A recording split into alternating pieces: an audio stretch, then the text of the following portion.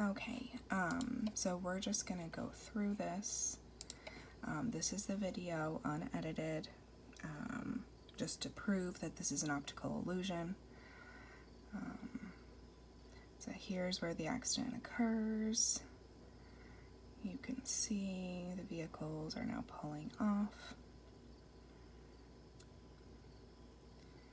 And then here in a second, it will loop back so that we can actually talk about what actually happened here in the second. Okay, so you see these vehicles in front just traveling along, and then right about here is where the impact will occur. Okay, so this is where the vehicles are located when the impact occurs. So right about here, okay? So we see that this is where on the screen the vehicles are. And because of the angle of this, it looks like Brian's vehicle moves from left to, or from right to left, I guess. But as we will prove, that is an optical illusion. So this is where Brian's vehicle is located when the impact occurs. So his vehicle, which is being claimed moved out of his lane, is right here, okay? And so we will hit play again, have the vehicles continue moving. You can see easily that I marked it in the correct location. Okay, and so we'll just go back through a couple different times just to show that Brian did not leave his lane of travel. You see that vehicle, all of them, are well over there, if not further. Okay, so if that doesn't prove it, we'll go the other direction. We'll prove basically that this is the lane. Let's let these cars help me make my lane. And that vehicle actually moves from the lane into Brian. You can see that he's the one that's changing lanes into Brian, and Brian is just traveling straight through this optical illusion.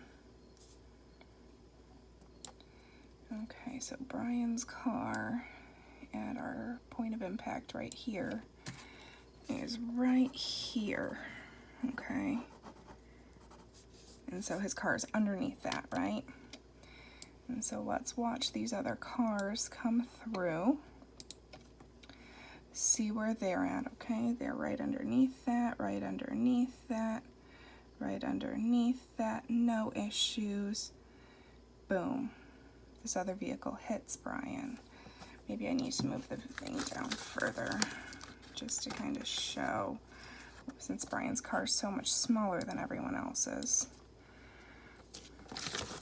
And so Brian has a little bit more room in the lane than everyone else. So there's that semi right there, that everything happens as this other vehicle is trying to get around it. Let me just watch it again. See how all the other vehicles are in that same path, if not further that way.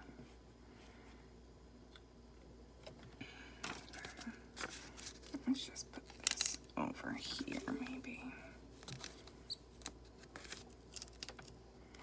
See, everyone else is able to maintain their lane without any sort of issue.